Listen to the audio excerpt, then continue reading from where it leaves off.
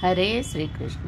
ಶ್ರೀಮದ್ ಭಗವದ್ಗೀತೆ ಅಧ್ಯಾಯ 12 ಶ್ಲೋಕ 17.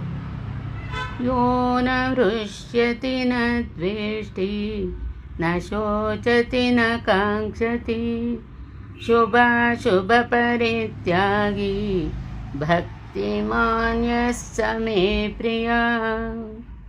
ಈ ಶ್ಲೋಕದ ಭಾವಾರ್ಥ: ಭಕ್ತನಾದವನಿಗೆ ಪ್ರಾಪಂಚಿಕ ಲಾಭದಿಂದ ಹರ್ಷವಿಲ್ಲ, ನಷ್ಟದಿಂದ ದುಃಖವಿಲ್ಲ. ಮಗನನ್ನು ಶಿಷ್ಯನನ್ನು ಪಡೆಯಬೇಕೆಂಬ ಬಲವಾದ ಆಕಾಂಕ್ಷೆ ಇಲ್ಲ. ಅವರನ್ನು ಪಡೆಯದಿದ್ದರೆ ದುಃಖವಿಲ್ಲ. ತನಗೆ ಪ್ರಿಯವಾದುದನ್ನು ಕಳೆದುಕೊಂಡರೆ ಆತನು ಶೋಕಿಸುವುದಿಲ್ಲ. ಹಾಗೆಯೇ ತಾನು ಬಯಸಿದ್ದನ್ನು ಪಡೆಯದಿದ್ದರೆ ಅವನಿಗೆ ಸಂಕಟವಿಲ್ಲ.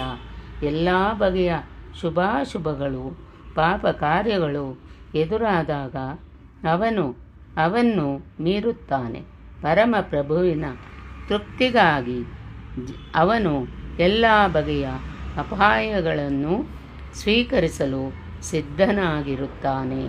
ಅವನ ಭಕ್ತಿ ಸೇವೆಗೆ ಅಡ್ಡಿ ಎನ್ನುವುದೇ ಇಲ್ಲ. ಇಂತಹ ಭಕ್ತನು ಕೃಷ್ಣನಿಗೆ ಬಹು ಪ್ರಿಯನಾದವನು.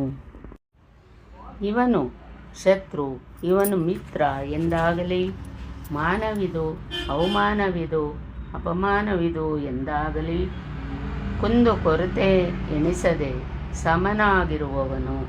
ಅಂತಃಕರಣಗಳೆಲ್ಲವೂ ನೆಮ್ಮದಿಯಿಂದ ಇರುವವನು.